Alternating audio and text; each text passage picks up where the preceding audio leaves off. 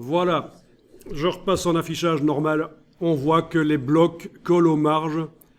Et point de vue positionnement des images, si elles étaient correctes dans la version A4, elles vont rester à peu près correctes quand même dans la version lettres, puisqu'on reste dans un format vertical. C'est pas comme si on était passé en horizontal, où là, les proportions des blocs vont complètement changer. On va passer de blocs verticaux vers des blocs plus horizontaux. Il faudrait repositionner manuellement les images. Mais là, normalement, ça devrait être pas trop mauvais. Alors, il faut savoir qu'avec la version 2019 et les suivantes, cette fonctionnalité s'est améliorée.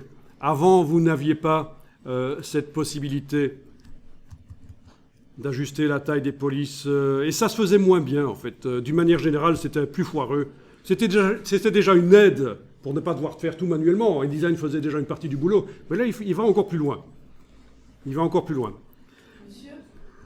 Donc, le cadre noir qu'on voit là, c'est le bord de la page. Et ça, c'est la marge en rose. Donc, le bord de la page, mais maintenant, si tu passes en affichage aperçu, là, tu vois que tu as des pages qui sont plus carrées. Ce n'est plus de la 4, vraiment. C'est moins vertical. Ça s'est élargi. Alors, oui, la marge, elle était déjà là en A4, cette marge assez importante de 20 mm ici, de 30 mm ici. Oui, si on veut voir les marges, vous pouvez aller dans la palette page, et vous pouvez aller cliquer sur la page gauche du gabarit A, avec la touche majuscule, cliquer sur la page droite du gabarit du dernier, là le G. On a sélectionné tous les gabarits de la page de gauche du A vers la page de droite du G. Et vous allez dans page, marge et colonne. Donc dans la version anglaise, c'est menu Layout, marge et colonne, Margin and Columns. J'ai pas un très bon anglais, donc je vais après faire une petite collecte pour que vous me donniez de l'argent pour aller faire un petit stage à Londres. C'est le but, en fait. Je rigole. Et donc voilà, 20 mm de marge du dessus, 20 mm en dessous. Le petit fond, c'est la marge qui est près de la reliure, c'est ce qui est au centre de la double page, 30 mm, parce qu'on ne veut pas que le texte aille trop près de la reliure. 20 mm de grand fond. Alors, ça aussi, ça pourrait se modifier si on cochait ici « Ajuster la mise en page ». On pourrait modifier ça. On va le faire après. Et donc ta question c'est, est-ce que c'est pas trop? Est-ce qu'il ne faudrait pas que le texte soit plus près du bord?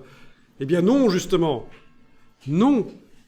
Plus vous remplissez une page, plus le document fait bas de gamme. Plus il y a d'espace et que ça respire, plus il fait haut de gamme. Et justement, ceci au départ, le document, d'ailleurs vous le connaissez, vous avez travaillé sur une version du document précédemment, il avait le texte et les images plus près du bord. Et c'était moche. C'était pas bon. Ce document-ci, avec le texte plus éloigné des bords, c'est mieux. Il n'est pas nickel, hein, c'est un document en cours d'élaboration. Faire le design d'un magazine, ça prend du temps et ça demande de l'expérience. Ce qu'il y a, par contre, il y a des choses qu'il faudra régler, notamment les gouttières entre les blocs texte, l'espace entre les blocs texte. Peut-être qu'il n'y a pas assez d'espace. Voilà, il y a plein de choses à régler. Hein. Mais en tout cas, voilà, le fait qu'il y ait des grandes marges, c'est bien.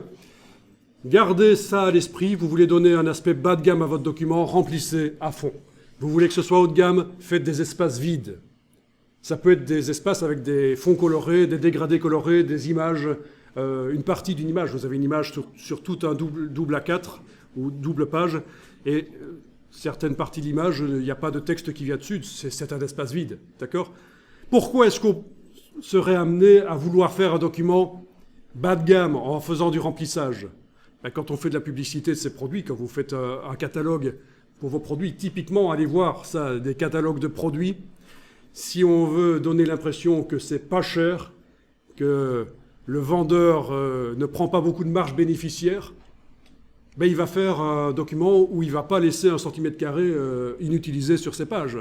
Et les gens inconsciemment vont voir ça. Tiens, ce magasin, il ne gâche pas de l'argent à imprimer des pages avec du vide.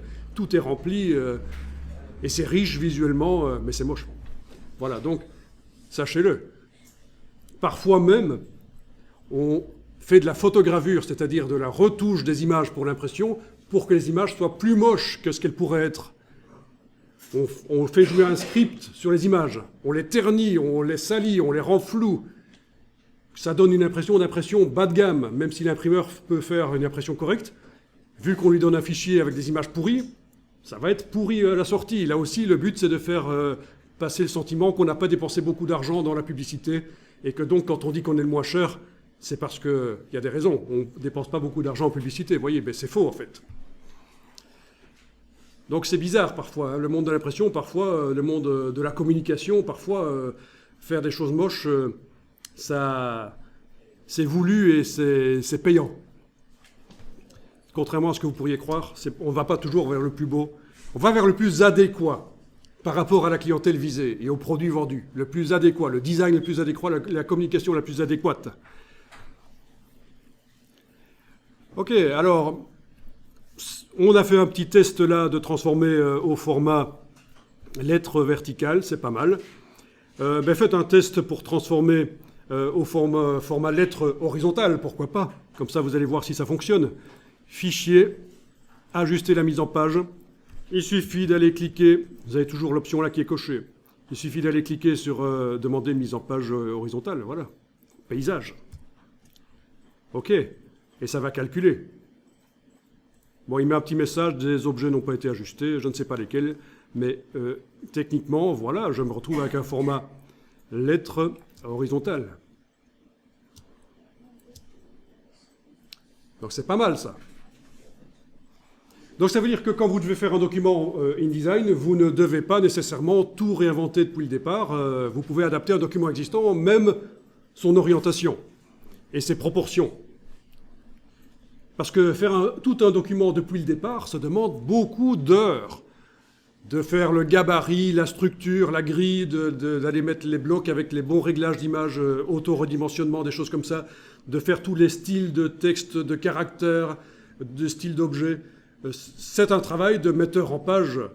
Et le but ici de la formation, c'est pas de faire de vous des metteurs en page, c'est de vous permettre de communiquer par le papier éventuellement, rapidement, en démarrant éventuellement dans un document existant.